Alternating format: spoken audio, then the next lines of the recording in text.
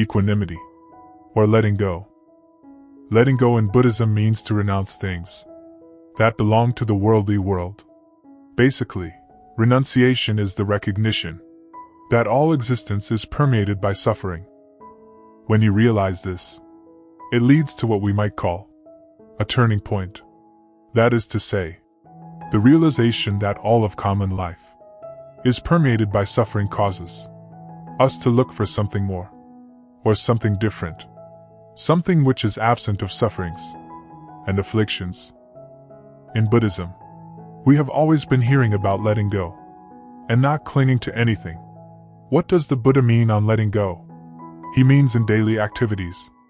No way we can let go everything. We have to hold on things.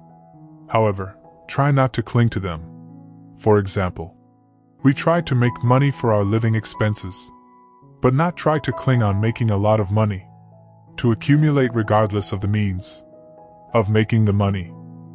A basic teaching of the Buddha on how to calm and rein in the monkey mind when we feel asleep. Just lie down in a quiet place. Put the lights out and let go our minds and bodies.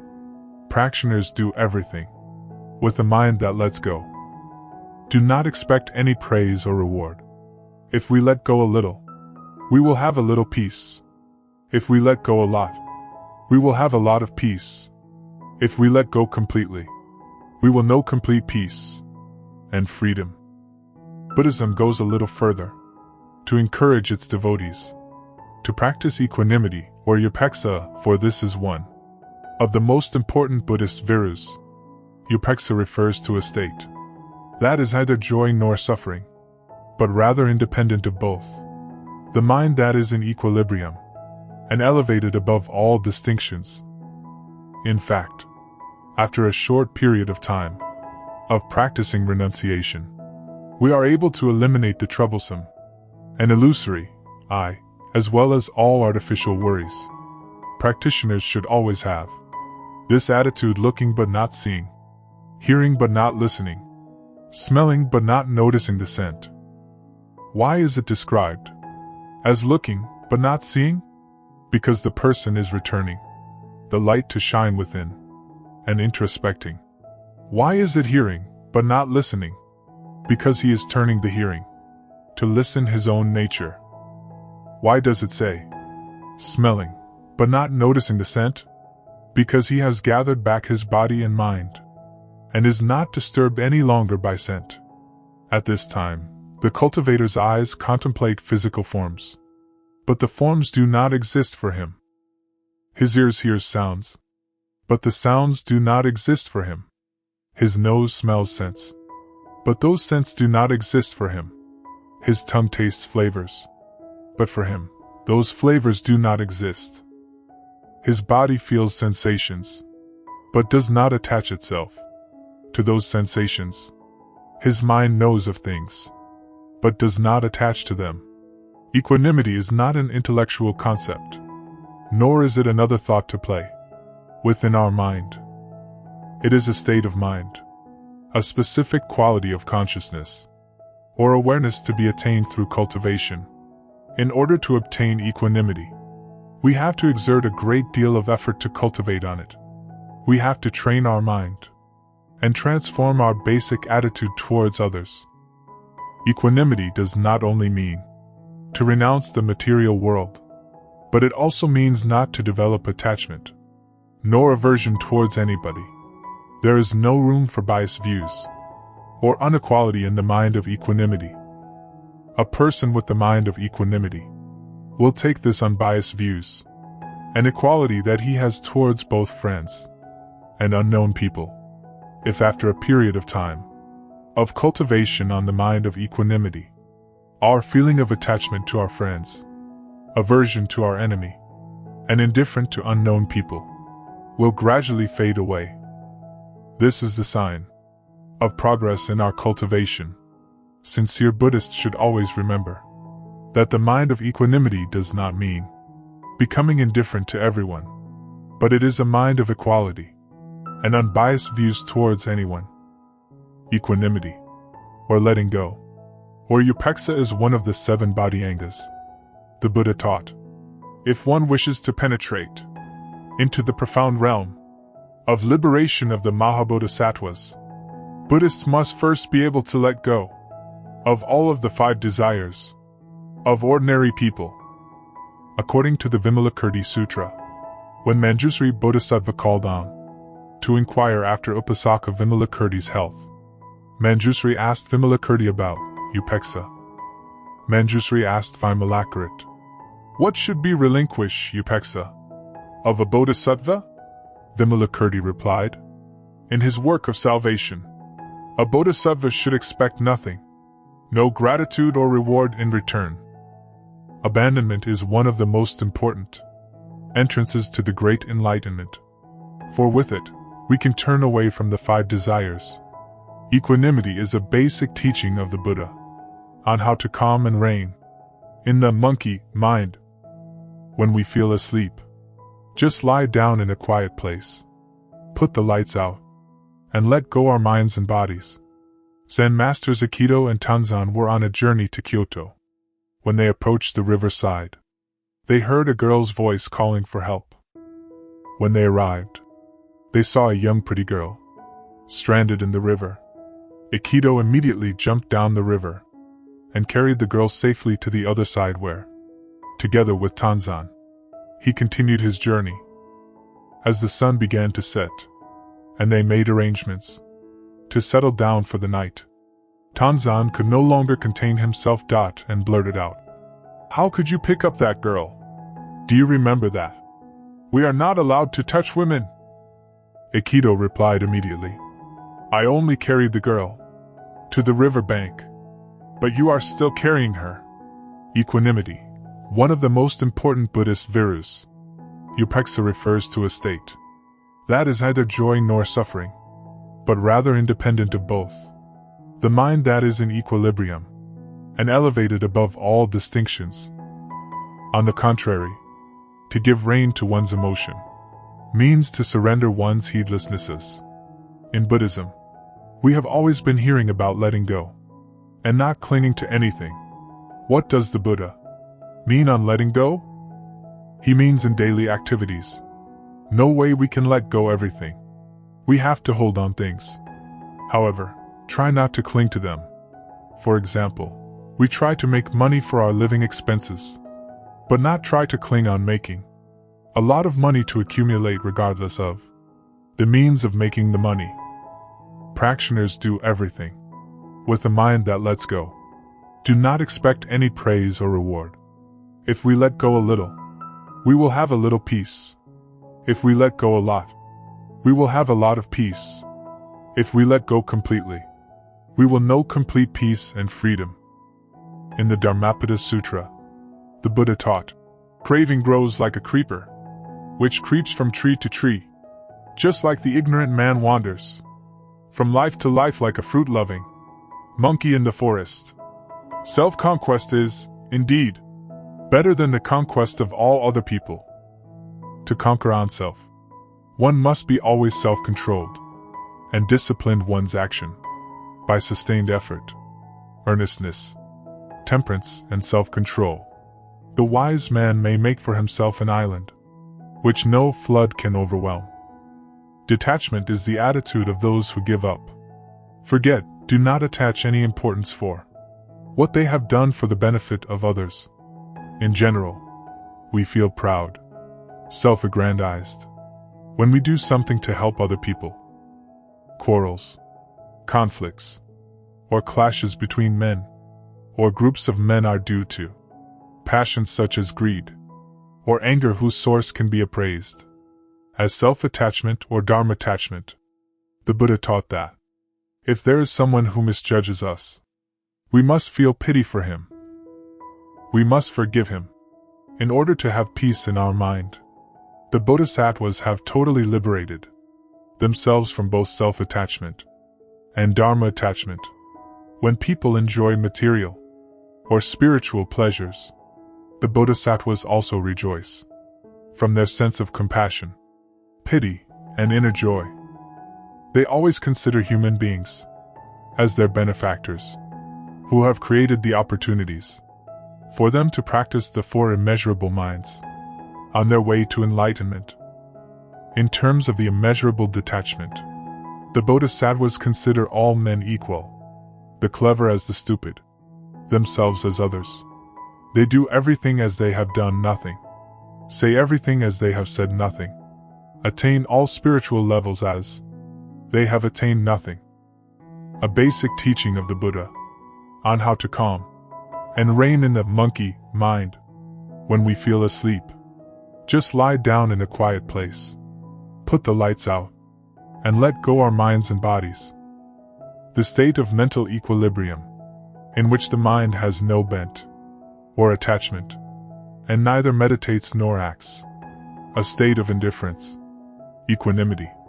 One of the most important Buddhist virus. Upekkha refers to a state that is neither joy nor suffering, but rather independent of both. The mind that is in equilibrium, and elevated above all distinctions. In Buddhism, we have always been hearing about letting go, and not clinging to anything. What does the Buddha mean on letting go? He means in daily activities. No way we can let go everything. We have to hold on things. However, try not to cling to them. For example, we try to make money for our living expenses, but not try to cling on making a lot of money to accumulate regardless of the means of making the money. Practitioners do everything with a mind that lets go. Do not expect any praise or reward. If we let go a little, we will have a little peace. If we let go a lot, we will have a lot of peace. If we let go completely, we will know complete peace and freedom. After the Buddha realized all nature of life and human suffering in life, all living beings kill one another to survive, and that is a great source of suffering. Crown Prince Siddhartha stopped enjoying worldly pleasures.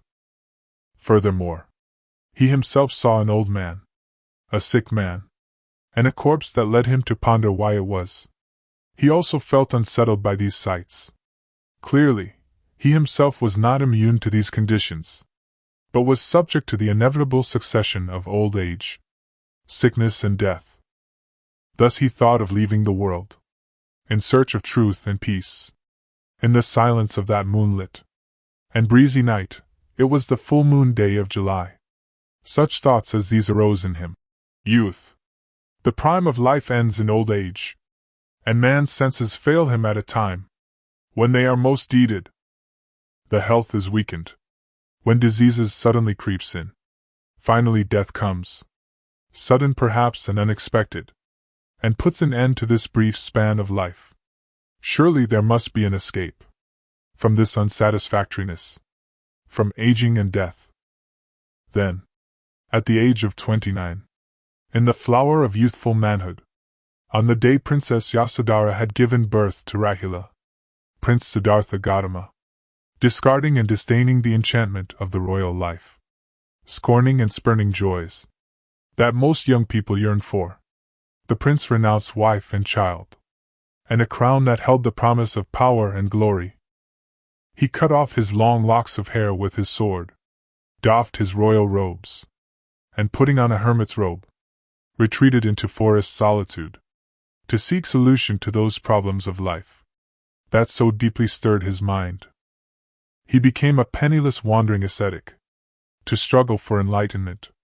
First he sought guidance from two famous sages at the time, Alara Kalama and Uddaka Ramapada, hoping that they, being famous masters of meditation, would teach him all they know, leading him to the heights of concentrative thought.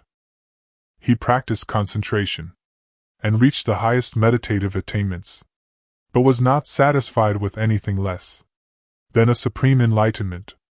These teachers' range of knowledge and experience, however, was insufficient to grant him what he so earnestly sought. Though both sages asked him to stay to teach their followers, he declined and left.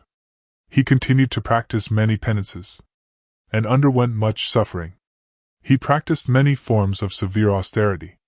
However, he got no hope after 6 years of torturing his body so much that It was reduced to almost a skeleton.